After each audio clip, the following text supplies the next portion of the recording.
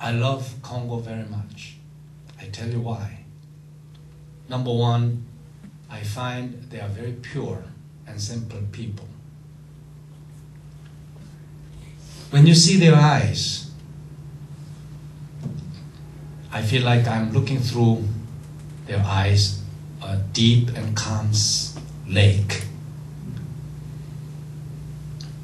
And you can tell all of them, more or less, they would like to believe Jesus Christ.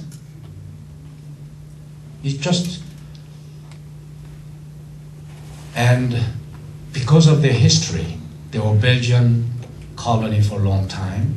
They liberated in 1960, but became independent. And the first president was Mobutu, notorious dictator. Belgians did not regard Congolese as human beings. But Mobutu was even more harsh. So by the time in 1997, the military coup d'etat rebel, President Kabila, has overthrown, and he went for exile, and later on he died. He stole a lot, like any other story of the dictators around the world. But then, because of the political vacuum, Congo's neighboring country, about 10 and 11, as you can see, the borders, so many countries, Sudan, Uganda, Rwanda, Burundi, Tanzania, Zambia, Angola, Congo Brazzaville, Central African Republic, about 10 or 11 countries. Every country has their own interest because Congo has some very natural resources. One peculiarity about Congo is this area where I operate, northeast, this is a Rwenzori mountain range. It starts from Ethiopia, Addis Ababa, and where after it comes down, it splits into two. One goes to Nairobi. That's why Nairobi has a very nice weather, because it has a high elevation. If you would like to go near to Mombasa, then it becomes pretty hot. Then the other right-hand side runs right between Uganda and Congo and goes further down to Goma, where our union office is. And it even goes further down.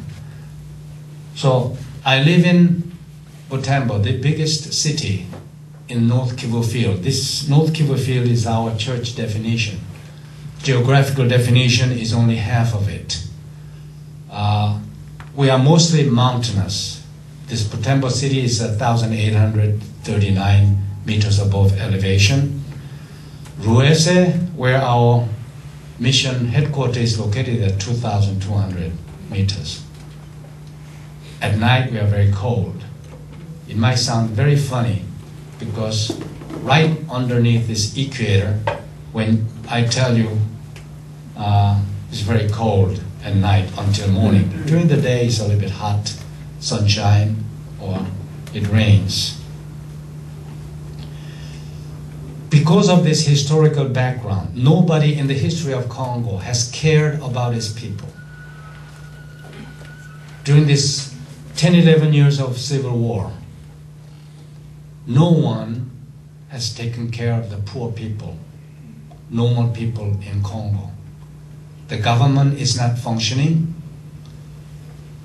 Police and soldiers, they are not protectors, but they are predators. Even today, I cannot go any place unless I prepare some changes in their security checkpoints, even though I have all legitimate papers and so on. This reminds me 30, 40, 50 years of Korea. I'm very familiar with this kind of corruption. So there's nobody these poor people historically can turn to. That's why they come to church. I don't mean that they come to especially our Adventist church. When you go to Catholic church, which used to be predominant, another Sunday church, which is much less than ours. They are full. When I arrived to Congo, December 12, 2006, they told me I'm the first missionary that came back or arrived after they all left, including Adra, 10, 11 years ago. No one helped them, including our church. Our church never helped them even a dime. They took 50.5%. You know, this percentage works pretty well when the amount of the tithe is very high. But when the amount of tithe is small, it doesn't matter what percentage. So our church is very poor. They don't have money. But yet, they kept taking the tithe, but our church never helped them.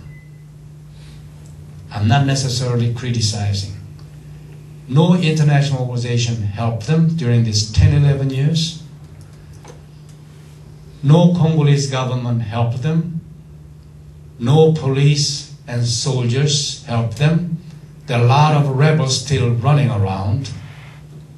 If you are Congolese, poor and hopeless, where will you go to?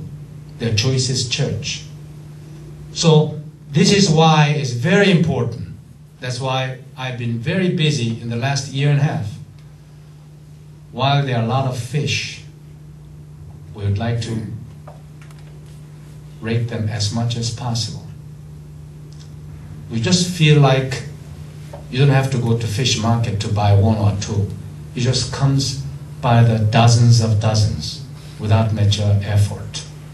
The people are very receptive, very nice. They are willing to believe Jesus Christ. So then I realized why God has sent me to Congo. You know, I studied theology for 3 years, big deal. How much Bible would I know? I don't have any pastoral experiences. So God has sent me to a place where it's very easy to minister them. If God has sent me to some other country, maybe other province in Korea, probably for 3 years, I'll not be able to produce any single baptism. So I prepared a little bit because I had 3-4 months preparation time before I graduated IS. And back to Korea, I had a couple of months. I prepared, I pictures and draw my plan as to how and what I will do once I go to Congo as a missionary. Yeah, I am a missionary.